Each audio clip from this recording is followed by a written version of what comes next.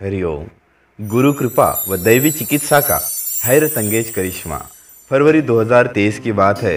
मेरे 2.5 वर्ष के बेटे को बुखार हुआ। अंग्रेजी दवाइयाँ दी पर उसकी हालत खराब होती जा रही थी।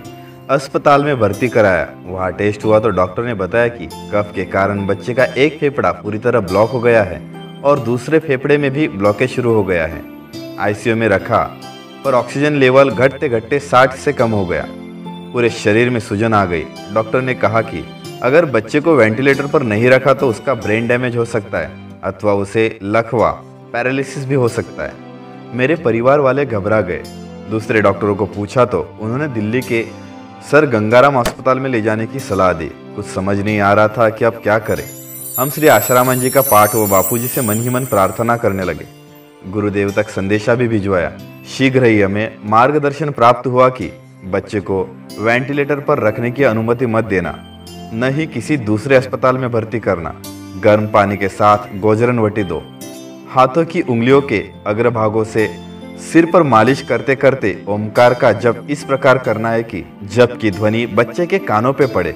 गुरु मंत्र का जप करते हुए दोनों हथेलियों को रगड़े, फिर छाती पर वो जहाँ सूजन हो गई है वहाँ रखे। इससे सब ठीक हो जाएगा। और बच्चे की सेवा करते समय ऐसा समझना कि यह गुरु सेवा है। हमने सभी प्रयोग शुरू कर दिए। बच्चे के बिस्तर के नीचे तुलसी के पत्ते भी रखे और आश्चर्य, जो ऑक्सीजन लेवल 60 से भी नीचे था वह आधे घंटे के अंदर ही बढ़ना शुरू हो गया। अगले दिन 80, 82 हुआ और बढ़ते बढ़ते 100 हो गया।